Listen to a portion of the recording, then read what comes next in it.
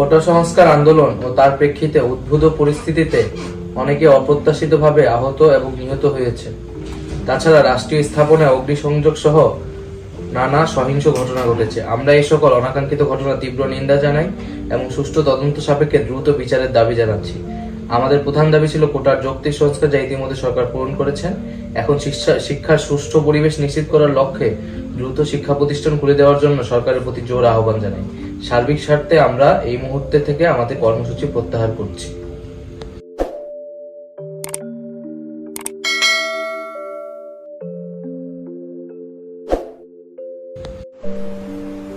প্রিয় দেশবাসী, সবাইকে আসসালামু আলাইকুম। আমি মাহিন, বৈষম্য বিরোধী ছাত্র আন্দোলনের একজন সমন্বয়ক হিসেবে আমি দায়িত্ব পালন করছি। আপনারা সবাই আজকের ঘটনা সম্পর্কে সম্পূর্ণ অবগত আছেন। আমাদের 6 জন সমন্বয়ককে ডিবি কার্যালয়ে তুলে নিয়ে লিখিত বিবৃতি নেওয়া হয়েছে। এ ব্যাপারে দেশবাসীর ভেতরে অনেক প্রশ্ন, অনেক কথা, অনেক কিছু আপনাদের মনের মধ্যে এসেছে। আমি বিষয়গুলো সম্পূর্ণভাবে ক্লিয়ার করে দিতে চাই আপনাদের সামনে। যে 6 জনের কাছ থেকে বিবৃতি নেওয়া হয়েছে, সেই 6 জনকে আমরা খুব ভালোভাবেই চিনি। তারা কেমন মানসিকতার লোক আপনারা জানেন। নাহিদ ভাইকে এর আগেও তুলে নিয়ে নির্যাতন করা হয়েছে।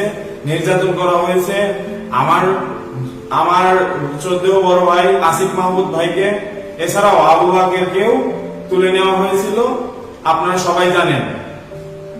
আমি প্রত্যেকের প্রতি অনুরোধ করব, তাদের প্রতি কোনো ঘৃণার মনোভাব প্রকাশ না করতে।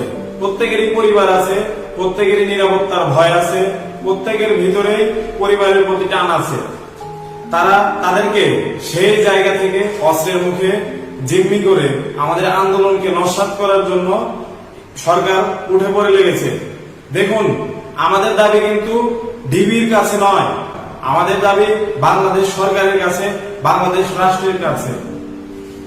আমাদের যে দাবি, সেই প্রেস রিলিজ বা প্রেস বিজ্ঞপ্তি আমরা সবসময় সাংবাদিকদের মাধ্যমে দিয়েছি, এবং সংবাদ সম্মেলন কখনো যে ডিবি কার্যালয়ে হতে পারে না সেটা আপনারা ভালোই জানেন। এবং বিশেষত ছাত্রদের সংবাদ সম্মেলন, আজকে নাহিদ ভাই, সার্জিস ভাই, হাসনাত আব্দুল্লাহ ভাই, বাকের, আসিফ ভাই এবং আমাদের একজন নারী সমন্বয়ককে তুলে নিয়ে, তার বাইরেও অনেককে তুলে নেওয়া হয়েছে, আপনারা সবাই জানেন।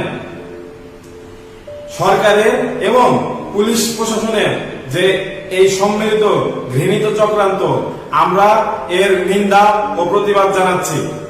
দেশবাসীর প্রতি এবং ছাত্র জনতার প্রতি আমার এবং আমাদের সমন্বয়কের বাকি যারা বাইরে আছে, প্রত্যেকের উদাত্ত আহ্বান থাকবে, আপনারা সবাই মাঠে নেমে আসুন।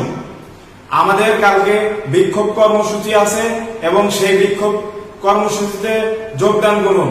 আপনারা সবাই স্পষ্টভাবে একটা কথা আপনাদের মনে রাখতে হবে, আপনারা কিন্তু আমাদের কারো চেহারা দেখে, আমাদের কারো স্ট্যাটাস দেখে কিন্তু আপনারা এই আন্দোলনে আসেননি।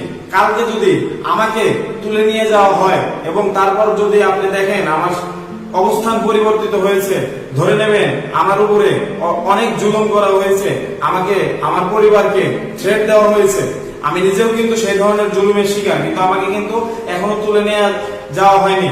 আমি আমার নিরাপত্তা নিয়ে শঙ্কিত এবং এই বিষয়টি আপনাদেরকে জানিয়ে রাখলাম, আপনারা সচেতন থাকবেন। আবার বলে দিচ্ছি, কালকে আমাদের বিক্ষোভ কর্মসূচি আছে, আপনারা সবাই সেই মিছিলে যোগদান করুন এবং বিক্ষোভ কর্মসূচি সফল করুন।